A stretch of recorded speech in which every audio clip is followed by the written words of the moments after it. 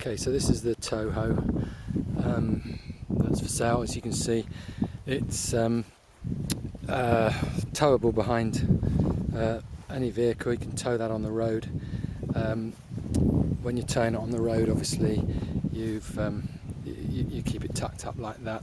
In here there's a little rod that goes through here to stop the arm dropping down. You can see the tread on the tyres.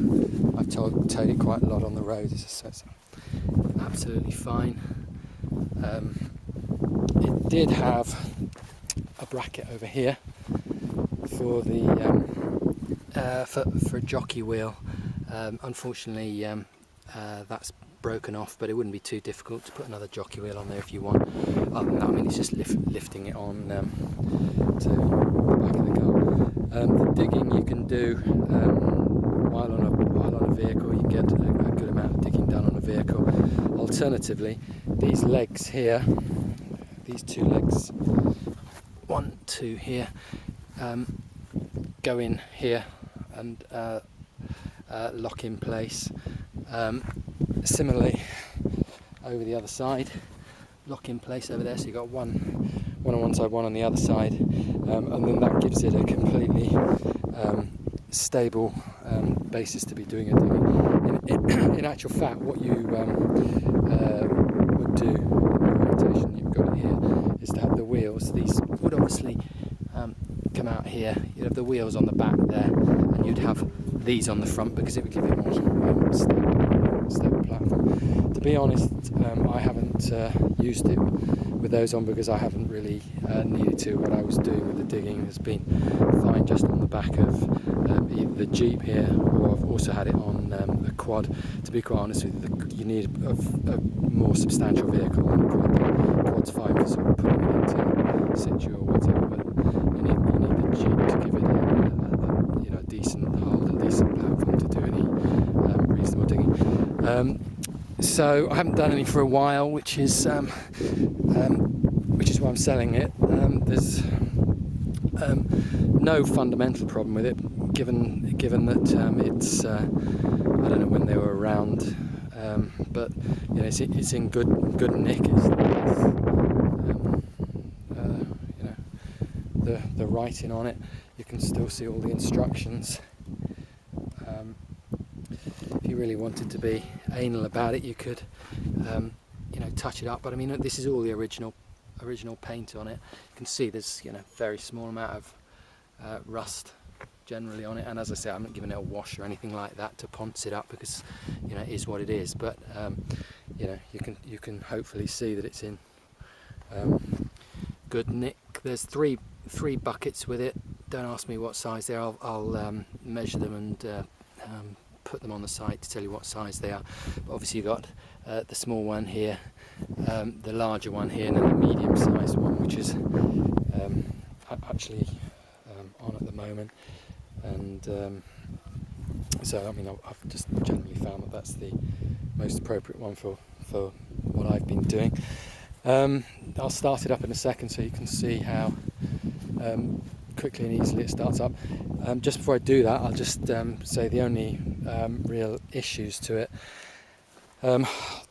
One, I've replaced the cord here, and it's not difficult because it's just taking these out and putting it back in. But when I replaced it, I was in a hurry because I was in the middle of a job and it snapped, and obviously that would need tightening up a bit because that's it fully retracted there. It really isn't a big issue at all. It just needs these taken out and the job doing to it. The only other thing is there's the normal spring sort of accelerator, if you like, and you can see here you've got tortoise down here and hair over here. So obviously ordinarily you'd be moving this lever to rev it right up or to have it down. To be quite honest, if you are digging with any vengeance, you want it revved up anyway. But this should have a little spring lining. In fact, you can just see. Can You see it, the old spring just there. Once again, really simple to sort out to get this working again. But all I've done is just put this wire on there, so it's basically it's full revved or off, and you know I haven't bothered doing anything particular to sort out the actual revving coil for that.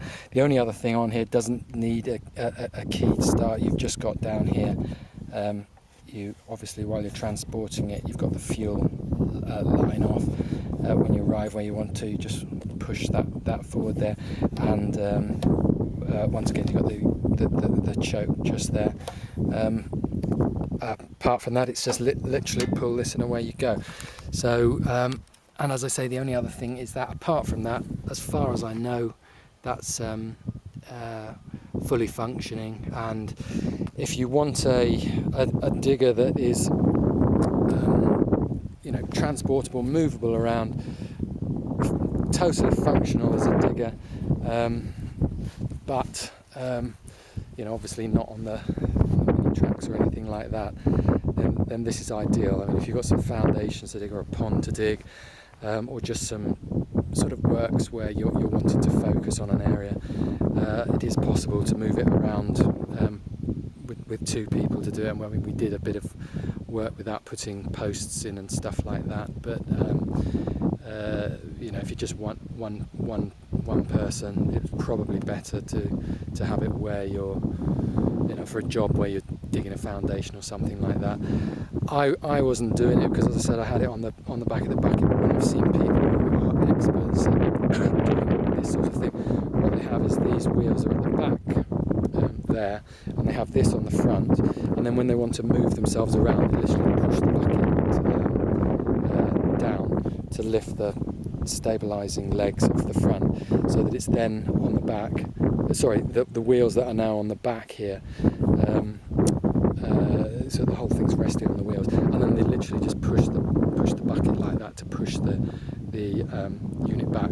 So I mean, if you're adept with this sort of thing, it's completely possible to actually have it all set up and be within reason moving it around as well.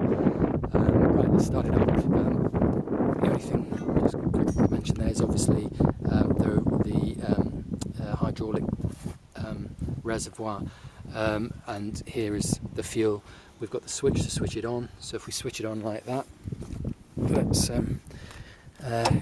give it a quick start. Right, hang on.